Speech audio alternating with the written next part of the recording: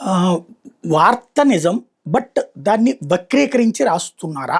ఇది ఇక్కడ తేలాల్సింది. సాక్షి రాసుకొచ్చిందేంటంటే, ఆర్టీసీపై చావు దెబ్బ రాష్ట్రంలో 12 కీలక బస్ డిపోలు ప్రైవేటు పరం.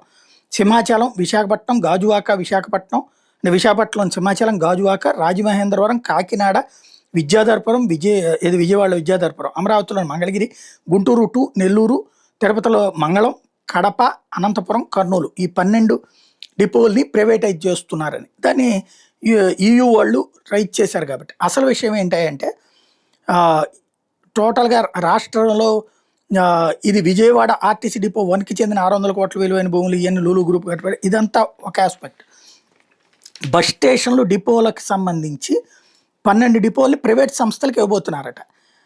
ఈ ప్రైవేట్ సంస్థలు 12 డిపోల్ని నెల 25లో ఖాళీ చేయాలి. ఆ డిపోల్ని. ఆ డిపోల ద్వారా నిర్వహిస్తున్న బస్సుల్ని ఇతర డిపోల్లో సర్దుబాటు చేయాలని ఉత్తర్వులో పేర్కొన్నారు. ఎందుకు ఇవి అంటే ఇవన్నీ కూడా ఈ బస్సెస్ నడుపుతున్నారు అక్కడ. ప్రధానమంత్రి ఈ బస్ సేవా పథకం కింద ప్రవేశపెట్టే విద్యుత్ బస్సుల్ని ఆర్టీసీ నిర్వహించబోతుంది. వాటికి సంబంధించి అన్నీ కూడా ఇక్కడ విజయవాడ, గుంటూరు, నెల్లూరు, తిరుపతి, కడప, కర్నూలు, అనంతపురంలో అత్యంత విలువైన ప్రదేశాలను డిపోల్లో అక్కడ ఏర్పాటు చేస్తారు. వాళ్ళే అక్కడ ఆర్టీసీ తరపున కాకుండా ప్రైవేట్గా అంటే ఛార్జింగ్ పాయింట్లు ఏర్పాటు చేసుకోవాలి. ఈ డిపోల్ని ఛార్జింగ్ కేంద్రాల కింద మారుస్తారు.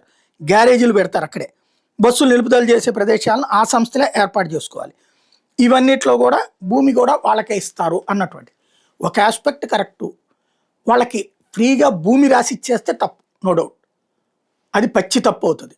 అలా కాకుండా మెయింటెనెన్స్ కిందన ఈ వెహికల్స్ అయితే కనుక ప్రైవేట్ వాళ్ళు కొంతమంది తెలుగుదేశం నాయకులు బాగుపడతారు.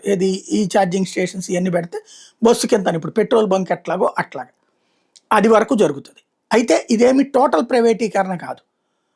ఇప్పుడు అది కనుక ఆర్టీసీ వాళ్ళే నిర్వహిస్తే ఆ ఉద్యోగాలు ఆర్టీసీ వాళ్ళకి వస్తాయి. కానీ ఆర్టీసీ డిపోల్లో ఉన్నటువంటి సిబ్బంది పెట్రోల్, డీజిల్ కొట్టే వాళ్ళు ఇది ఈజీగా చేయగలరు కదా. ప్రైవేట్ వాడు ఎందుకు అవసరం? అది అసలు పాయింట్.